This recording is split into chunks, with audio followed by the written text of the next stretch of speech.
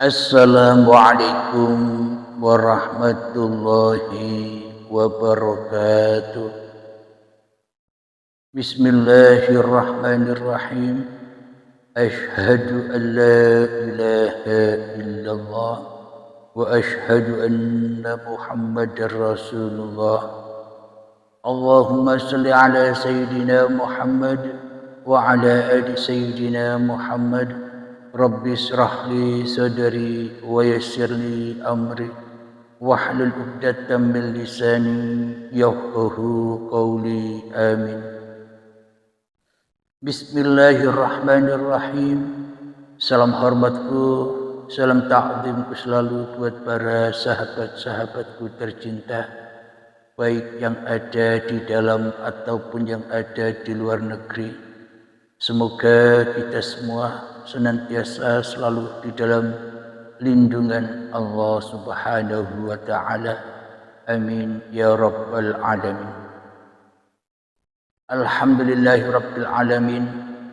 Di ba'da subuh yang indah ini kita akan mengangkat tema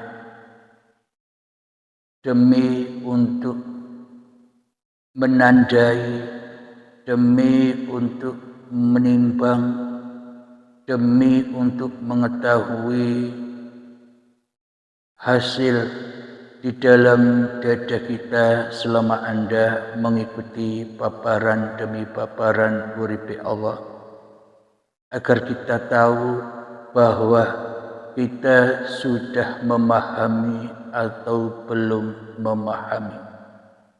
Manusianya sudah memahami atau manusianya sudah tak mampu lagi memahami. Sampai kepada mutu qabla antal maut, apa masih belum. Alhamdulillahirabbil alamin. Aku tidak menyembah Allah karena Allah lah yang menyembah kepada aku, karena Allah lah yang mengabdi kepada ciptaan-ciptaannya, karena Allah lah yang melayani ciptaan-ciptaannya. Alhamdulillahirabbil alamin. Memang seolah-olah kita selama ini di dalam hidup di dunia ini, apalagi di dalam berkehidupan yang beragama, agama apapun Anda, golongan apapun Anda, aliran apapun Anda, selama ini bila masih kewujudan makhluknya, bila masih jadi khalik makhluknya, bila masih yang paling hidup makhluknya, maka semua apa yang diperlakukan di dunia ini hanyalah fata morgana saja, hanya bayang-bayang saja, hanya angan-angan saja, hanya halusinasi saja. Karena semua dinilai, karena semua dipandang, karena semua dipahami oleh diri manusia itu sendiri, baik di dalam babagan beragama, baik di dalam babagan bertuhan. Ketika manusianya masih berperan sebagai manusianya, pasti kepahaman, pasti penafsirannya atas kitab-kitab sucinya sesuai penafsiran diri manusianya. Alhamdulillahirabbil alamin.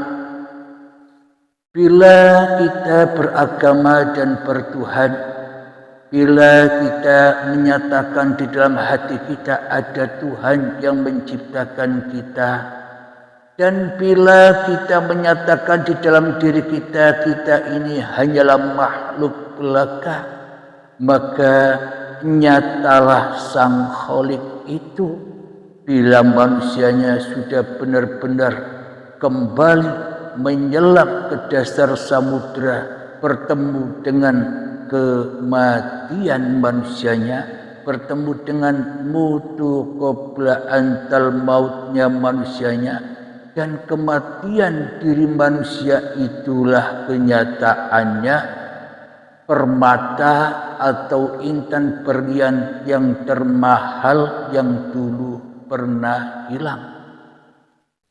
Jadi bila manusianya tidak terbimbing hatinya oleh seorang guru, manusianya belajar sendiri di dalam ilmu babagan hati ini, maka tak akan pernah sampai dan tak akan pernah memahami bila manusianya yang masih berperan. Kadang ada rasa lupa, kadang ingat, kadang imannya naik, kadang imannya turun. Anehnya yang merasa lupa dan yang merasa ingat, anehnya yang mengakui imannya kadang naik, kadang turun, yang masih manusianya yang menjadi Tuhannya. Apa bedanya manusia yang masih menjadi Tuhan atas lupa, manusia masih menjadi Tuhan atas ingat, manusia masih merasa ada iman yang naik, ada iman yang turun. Selama ini masih kepahaman manusianya. Bila tidak diantarkan sang mursyid untuk menyelam sampai ketemu dengan mutu qabla antal mautnya, maka kepahamannya akan terbalik. Kepahamannya akan terbalik, malah ngaku-ngaku bila hidupku ini Allah, berarti ana al-haq, akulah Allah itu. Inilah kepahaman yang terbalik. Maknanya bila manusia ini merasa membaiat dirinya sendiri, merasa memahaminya sendiri, merasa menjadi guru atas dirinya sendiri, berarti hawa nafsunya masih diikuti sebagai gurunya, sebagai mursyidnya, sebagai tuan gurunya. Masih hawa nafsu yang berperan di dalamnya, sehingga terpeleset, sehingga tersesat dari kepahaman yang sebenar-benarnya. Alhamdulillahirabbil alamin. Kita kembali kepada tema, aku tidak menyembah Allah karena aku tidak punya apa-apa yang harus dipersembahkan kepada Allah. Jadi alasannya aku tidak menyembah Allah. Menyembah itu kan mempersembahkan. Selama ini kita seolah-olah mempersembahkan hidup dan badan yang bukan milik kita. Selama ini kita menyembah atau mempersembahkan solat-solat yang tidak kita miliki, solat-solat yang tidak kita kuasai, solat-solat yang tidak pernah kita kuat untuk melakukan solat, seolah-olah solat ini sebagai persembahan kepada Tuhan. Seolah-olah kan demikian. Kenapa? Karena manusianya masih jadi Tuhan. Seolah-olah solat ini ku persembahkan kepada Tuhan. Seolah-olah aku solat ini nyembah Tuhan. Mempersembahkan solatku, mempersembahkan zakatku, mempersembahkan puasaku, mempersembahkan haji umrohku, mempersembahkan kebaikan-kebaikanku, mempersembahkan amal-amalku, mempersembahkan zikir-zikirku, mempersembahkan sholawatan-sholawatanku. Inilah tanda diri kita selama ini sebenarnya masih jadi Tuhan yang merasa punya apa-apa.